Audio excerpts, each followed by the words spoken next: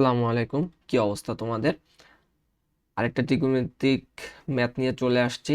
এই ত্রিকোণমিতিক ম্যাথের একটা মোস্ট ইম্পর্টেন্ট জিনিস হচ্ছে কি ভাই, একটা জিনিস দেখো এখানে যে কোসেক থিটা মাইনাস কট থিটার মান দেওয়া আছে। আমার কাছে জানতে চাইছে কি cosec theta plus cot theta, অর্থাৎ সেম জিনিসটা জানতে চাইছে। এখানে মাইনাস ছিল, এখানে হচ্ছে প্লাস। যদি এরকম কোনো কিছু আমি পাই বা এরকম কোনো কিছু ম্যাথে যদি দেখি, তাহলে ঠিক এটার অ্যান্সারটা হয়ে যাবে হচ্ছে 3/4। অর্থাৎ এই যে যেটার মান দেওয়া থাকবে 4/3, এটাকে উল্টায় দিলে যেটা পাবো সেটাই হয়ে যাবে এটার অ্যান্সারটা। বুঝতে পারছি? এই যে মাইনাস আর যদি প্লাস চায়, উল্টাটা জানতে চাইছে, তাহলে এই অ্যান্সারটাও কি হয়ে যাবে, উল্টাই যাবে। 4/3 আছে, 3/4 হয়ে যাবে। এটা অনলি ফর অবজেক্টিভের জন্য।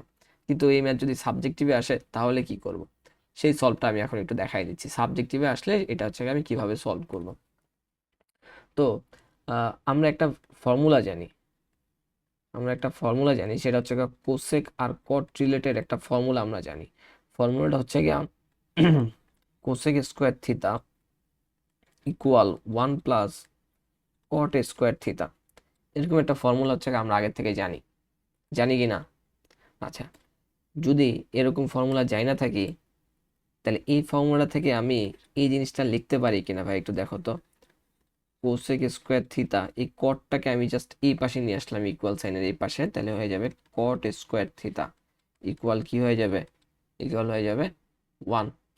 আচ্ছা, এটা যদি লেখা যায়, এটা যদি লেখা যায় তাইলে দেখো ভাইয়া, এই জিনিসটাকে যদি আমি এ ধরি আর এই জিনিসটাকে যদি আমি বি ধরি, তাহলে কি হয়ে গেল ভাই, এ স্কোয়ার মাইনাস বি স্কোয়ারের ফর্মুলা। এ স্কোয়ার মাইনাস বি স্কোয়ারের ফর্মুলা, আমি কোসেককে এ ধরছি, কটরে বি ধরছি, তাহলে এ স্কোয়ার মাইনাস বি স্কোয়ারের ফর্মুলা। তাহলে এ স্কোয়ার মাইনাস বি স্কোয়ারের ফর্মুলা কি ভাই, আমরা জানি এ প্লাস বি ইন্টু এ মাইনাস বি। এটা হচ্ছে আমার এ স্কোয়ার মাইনাস বি স্কোয়ারের ফর্মুলা। বুঝতে পারছি? আচ্ছা, যদি এটা জানি না থাকি, তাইলে আমরা এখন ওই ফর্মুলাটা ফেলাবো। তাহলে জিনিসটা আমরা কি লিখতে পারবো, কোসেক থিতা প্লাস কট থিতা, অর্থাৎ এ প্লাস বি লিখলাম। এরপর হচ্ছে কোসেক থিতা মাইনাস কট থিতা, অর্থাৎ এ মাইনাস বি লিখলাম। এ প্লাস বি ইন্টু এ মাইনাস বি ইকুয়াল, এই পাশে কত ছিল, 1 ছিল। এখন একটু খেয়াল করো তো ভাইয়া, এই যে কোসেক থিতা মাইনাস কট থিতার মান কত দেওয়া আছে, কোসেক থিতা মাইনাস কট থিতার মান দেওয়া আছে 4/3। এই 4/3 হচ্ছে কি আমি এই যে এটার পরিবর্তে বসাই দিব, এটার পরিবর্তে বসাই দিব।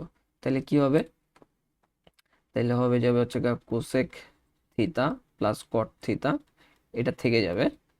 আর এটার পরিবর্তে আমি ইন্টু 4/3 লিখতে পারবো, ইন্টু 4/3 লিখতে পারবো। এইটুকু বুঝাইতে পারছি?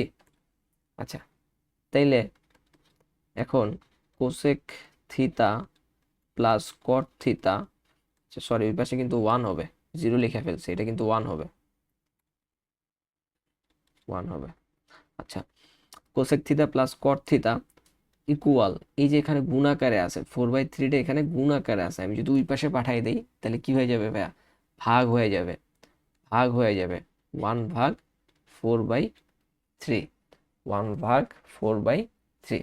এখন এই যে জিনিসটা, এই জিনিসটাকে যদি আমি একটু অন্যভাবে লিখতে পারি না, নিচের এই ভাগটাকে পাশে লিখতেছি, আমি শুধুমাত্র এইটা একটু পাশে লিখতেছি, 1/3/4, অর্থাৎ উল্টাই যাবে।